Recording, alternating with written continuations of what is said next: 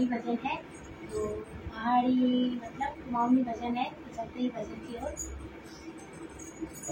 दुर्गा भवानी माता तेरी पूजा करूं रोजा।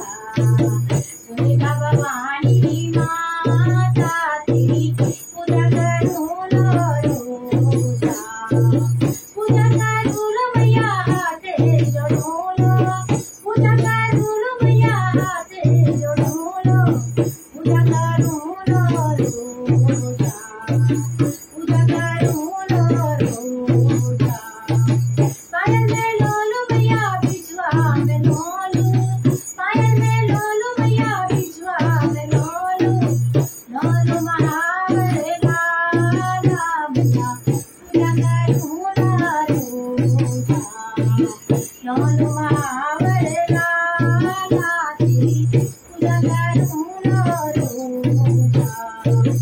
दुर्गा भवानी माता तेरी पूजा करूं रोजा। साड़ी में लोलू मैया लहंगा में लोलू, साड़ी में लोलू मैया लहंगा में लोलू, लोलू में चुनरी लाला मैया पूजा करूं रोजा।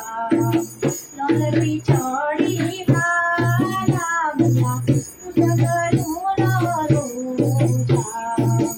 दुर्गा भवानी माता तेरी पूजा करूं रोजा।